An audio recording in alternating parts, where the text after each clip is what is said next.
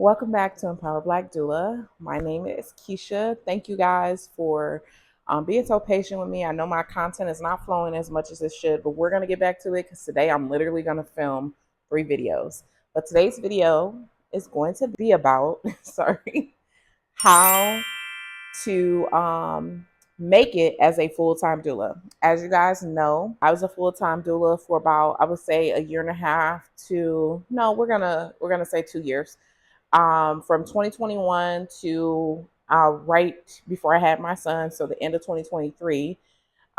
So 2, 3 years, I was a full-time doula. So I really want to share some wisdom with you guys if this is something you truly want to do. So let's get into the video.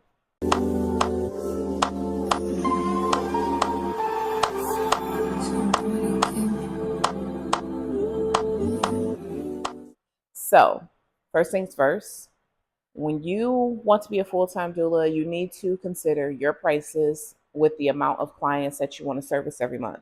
So I was a bit crazy before I had my son, and I would take anywhere between 5 to 7 births a month, and some of them would be last minute clients. I had the time, y'all. I had the time. It's exhausting, so don't be me, but you want to make sure that your prices match what you want as far as how many clients that you want to service a month and how you want to be as a doula. And I say that to highlight, you want to make sure that you take care of you. So make your prices match that. So let's give you an example. So say for instance, and you want it to match your bills as well. That's a very important thing. So let's break it down, and I'm going to put it all on the screen. So say for instance, your monthly rent is about, if you live in Orlando, let's say $1,600 a month. So your monthly rent is $1,600. Your gas bill is what? $175. Your phone bill, $50 to $60. Let's say your and you want to also factor in business costs as well. So let's say every month grocery bill is about $300 to $400.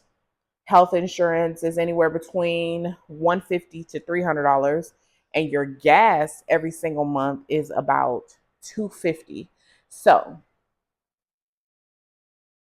if you have children, we want to also factor in childcare. How much do you pay for childcare? Childcare is what? About $300 to $400 a month. And any miscellaneous costs you may have may be about $300 a month as well. Your business expenses, your website, your where you do your contracts and you keep up with your clients, like your what's that called? Oh God, it's on the tip of my tongue. What is it called? What is it called? What is it called? Contact form. You want to consider that. Maybe you're sending out emails. So who to use for email services, you want to consider that. You also want to consider your yearly dues as well. If you are a registered LLC, so you want to consider that as well. What are all those costs? Factor in that cost. Mine's is about $150 to $175 a month. So $175, we're going to start there. And then you want to also consider saving for taxes. So this is on a monthly basis as well. You want to save for taxes as well because they will hit you at the end of the year. So you really, really want to be smart about that. So your total monthly cost is $4,100 basically, but it came up to $4,110. So, okay, let's say for instance, we want to have maxed out at, I'm looking at notes. Hold on one second. Let's say, for instance, we want to have max out at like 3 clients a month. We're charging each client, my current price currently right now is $2,000 per client. So what you would do is take that $4,100 and divide that by the 2 clients. That's how you come up with your price. So if you do 4,100 divided by, I said 3 clients. I think I said 3. Okay, let's do 3. That's $1,370 needs to be per client. So that would be $1,370 that you need to charge per client. So then you want to consider what your packages actually include, because you want your packages to match your experience, your time on call, your emotional and physical energy, your prenatal and postpartum visits, the 24/7 availability you have near birth, because as you know, as a doula, we can't go super far when we have a client that is delivering soon. So you also want to consider that. You want to consider birth attendance, so which can be anywhere between 2 to 30 plus hours.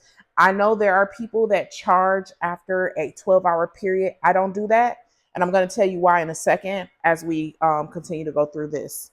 You also want to define your streams of income. So are you offering postpartum doula services? Are you offering childbirth education, any virtual support, birth prep packages with no birth attendance, any digital or freebies like workbook, guides, checklists, things like that? You want to consider that as well.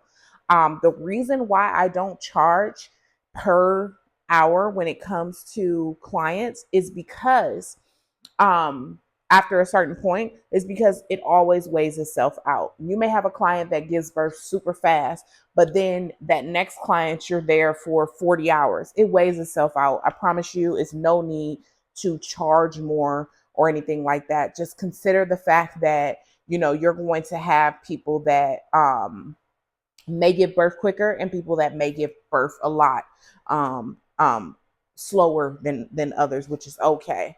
But consider that as well. So, what a package can look like as a birth doula. So, if we're at 1370, let's even it out because 1370 is a weird number. So, let's say 1400.